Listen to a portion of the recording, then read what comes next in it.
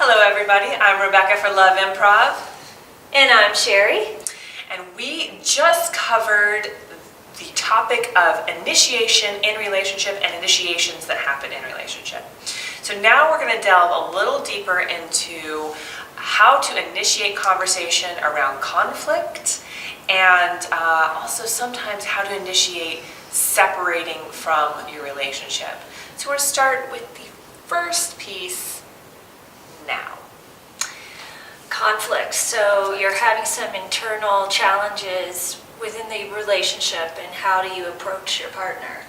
Exactly, because when conflict arises, we all do it in one of three ways, or one of three sort of configurations. So the first configuration is you can be an approacher. You can be a person that's like, conflict head on.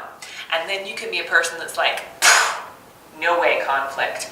Or you can be a person that's like, what's conflict? Numb out.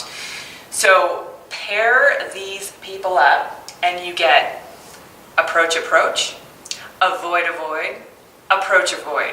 And approach, avoid looks like the pirates chasing the wenches around in the ride Pirates of the Caribbean, where you're just chasing the other person.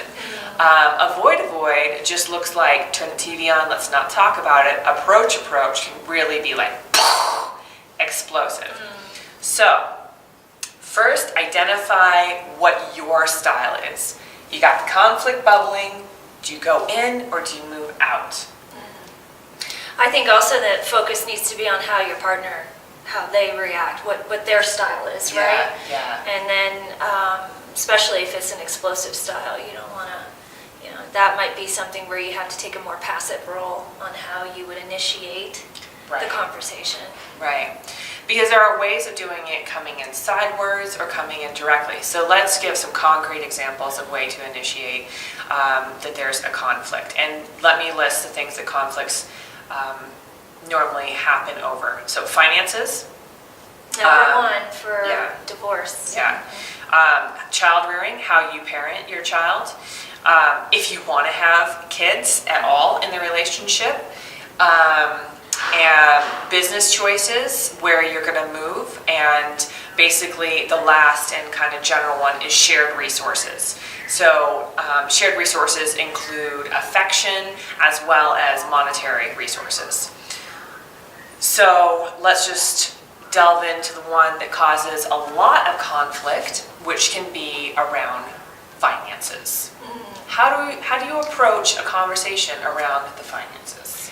Well, I think it's one really good point to make before we get too heavy into that, is that there's always an underlying concern, and it's not money.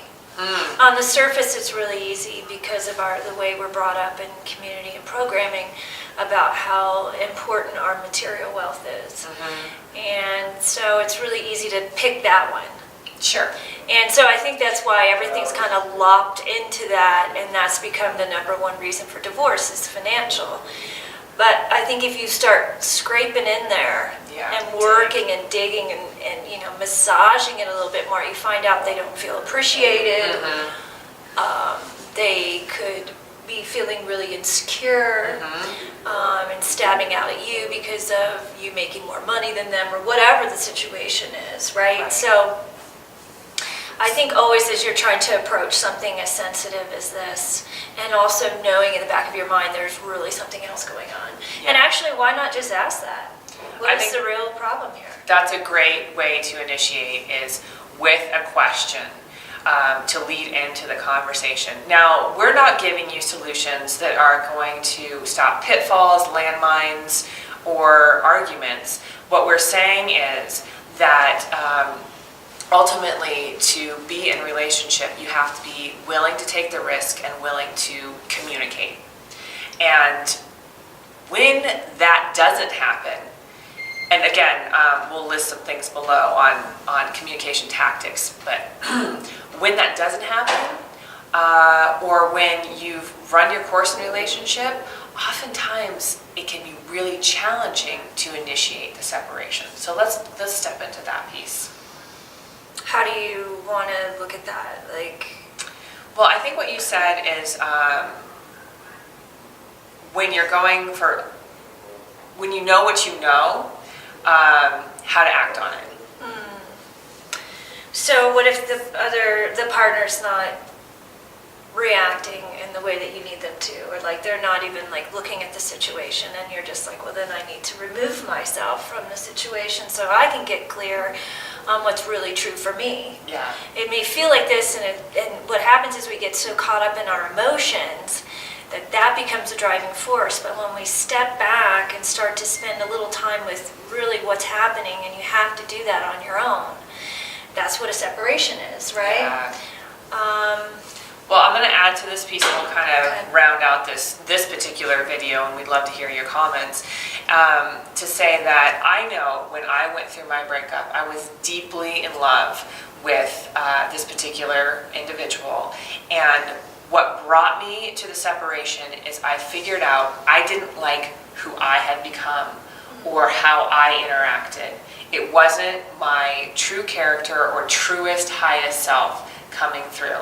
And oftentimes, it takes several attempts before you come to that realization. So, in the process of initiation, I would really say take stock of where you are. Yeah, and like we had in the last video, what is true? What is true? Always come back to that question for yourself. And then with the vulnerability, you ask your partner that too. Amen to that. I'm Rebecca. Keep it sexy. I'm Sherry. Love courageously.